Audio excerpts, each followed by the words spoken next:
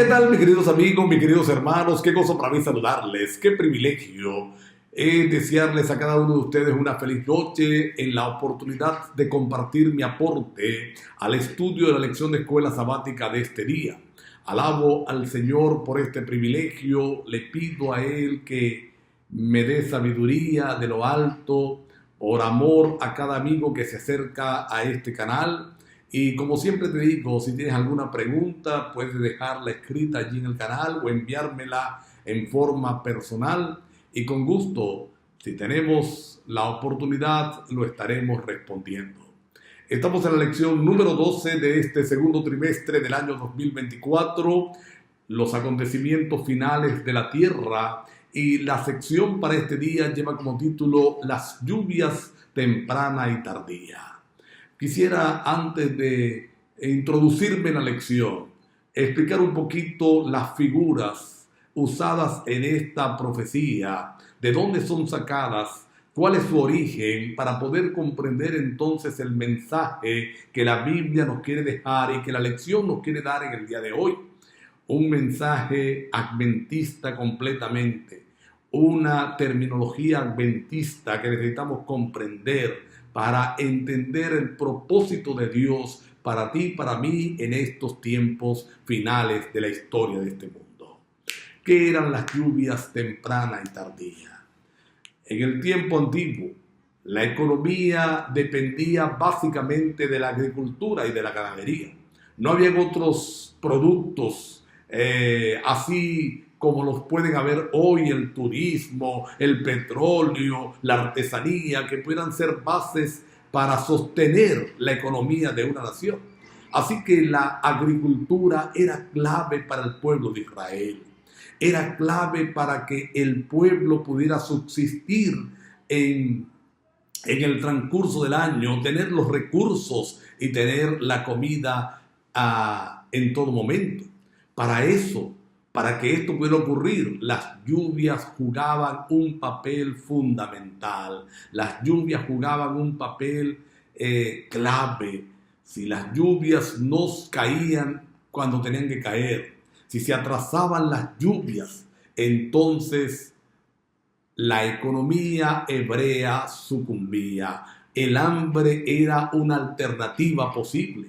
Por eso nosotros vamos a encontrar que cuando el Señor habla de las promesas a la obediencia, está diciéndole que la lluvia va a caer a su tiempo. Y cuando habla de los castigos que vendrían por la desobediencia, por apartarse de la ley de Dios, por desechar a Dios, entonces uno de los castigos que menciona es que el cielo se cerraría, no caería la lluvia en su tiempo. Vamos a encontrar un cumplimiento de esto en forma muy palpable cuando Elías el tisbita va a donde Acab y le dice: mira, no va a caer agua, no va a llover por los próximos 3 años y medio. Era una catástrofe para el pueblo. Y habían 2 tipos de lluvia o 2 momentos de lluvia que eran cruciales en la siembra, que eran cruciales en la agricultura. La lluvia que caía en el otoño, que se usaba o que servía para que la semilla sembrada empezara a germinar y la planta empezara a crecer, se llamaba, o en la terminología hebrea le decían, la lluvia temprana. Y la lluvia que caía en primavera, que ayudaba a cosechar entonces o a madurar la cosecha, y era conocida como la lluvia tardía. Estas 2 expresiones fueron tomadas entonces por los profetas, por el Señor Jesús y por el Nuevo Testamento para mostrarnos lo que iba a ocurrir en la iglesia desde que se fundara hasta el tiempo del fin. Y vamos a estudiar por un momento el capítulo 2 del libro de Hechos. ¿Qué ocurrió allí en el Pentecostés? Tú recuerdas la historia, Jesús había resucitado, los discípulos estaban escondidos, estaban asustados, pero cuando Jesús se les aparece y muestra que todo lo que había sido escrito acerca de él se está cumpliendo, estos discípulos toman ánimo, toman fuerza, salen, están durante 40 días recorriendo con el Señor Jesús diferentes lugares, y cuando él sube al cielo, la historia dice que dedicaron los próximos 10 días a una oración profunda, a una oración sincera. Descargaron su corazón delante del Señor. Fueron a orar sin preconceptos. Fueron a orar sin cosas previas. Sacaron todo para que el Señor les llenara por completo. Y entonces dice la palabra de Dios que se derramó en el día del Pentecostés el Espíritu Santo. Nosotros entendemos eso en cumplimiento a las profecías del libro de Joel, como la lluvia temprana en la experiencia de la iglesia cristiana. Esta lluvia, este derramamiento del Espíritu Santo sirvió para que la semilla empezara a germinar. Dice la palabra de Dios que 3,000 personas fueron bautizadas ese día con el sermón del apóstol Pedro, recién investido del Espíritu Santo. Mira, apenas 120 personas en el aposento alto, apenas 120 personas orando, pero 3,000 se bautizaron, luego 5,000. Según Hechos capítulo 6, versículo 7, aún sacerdotes obedecían a la fe y muchas personas eran añadidas a la iglesia, milagros se multiplicaban y muchos eran curados por el accionar de los discípulos, por el accionar de los apóstoles. Luego se bautiza o se convierte Saulo de Tarso, llega a ser Pablo, y Pablo se convierte en el instrumento para predicar en todo el mundo mediterráneo, en todo el sector del Mediterráneo.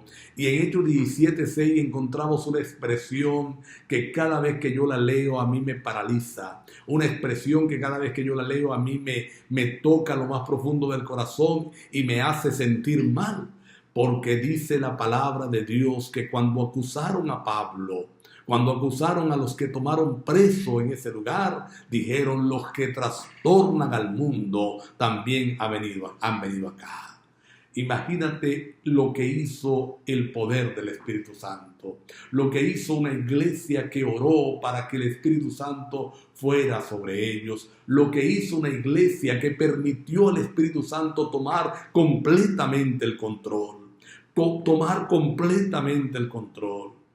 En las oraciones que allí en el aposento alto elevaron, se pidieron perdón.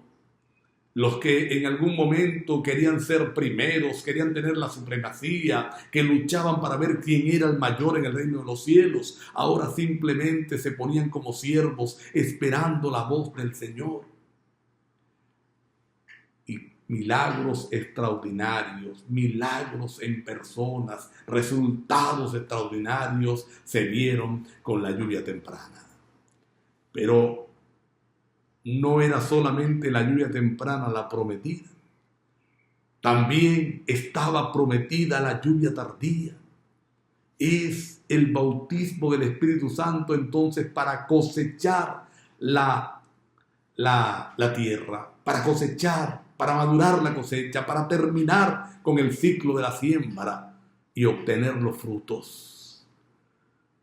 Yo creo que al estudiar la lección de este día, nosotros tenemos que pedirle al Señor la sabiduría necesaria para que, al igual que en el Pentecostés, el Señor los utilice. Pero mira qué hicieron en el Pentecostés. Oraron, pidieron perdón, fueron desprovistos de cualquier concepto previo. Ese deseo de supremacía se quitó de ellos. Esos dimes y diretes que habían sido constantes en la historia reciente pasada, se acabó. Y como un solo hombre, con una sola esperanza, con un solo propósito, con un solo deseo, se abrieron al Señor y el Señor los bautizó con el Espíritu Santo. Yo sueño con ser parte de la lluvia tardía. Y quizás no he tenido la experiencia espiritual para que eso ocurra y pido perdón. Pero quiero hoy decirle al Señor que cuando la lluvia tardía se derrame, estemos allí. ¿Qué les parece si oramos? ¿Qué les parece si le pedimos al Señor su dirección divina en esta hora? ¿Qué les parece si le decimos al Señor que quite de nuestros corazones toda envidia, todo egoísmo, todo orgullo espiritual tonto, todo deseo de supremacía, para entonces estar listos para que el Señor derrame su Espíritu Santo? Yo quiero esa experiencia en mi vida. ¿Les parece que oremos? Querido Padre, gracias por tu amor, tu bondad y tu misericordia. Gracias porque se cumplió, porque cumpliste con la lluvia temprana. También vas a cumplir con la lluvia tardía, Señor. Pero queremos estar allí, queremos ser parte de esa experiencia. Límpianos, purifícanos, humíllanos para ser llenos de ti. En el nombre de Jesús. Amén. Mis queridos amigos, mis queridos hermanos, bendiciones. Nos vemos mañana, Dios mediante.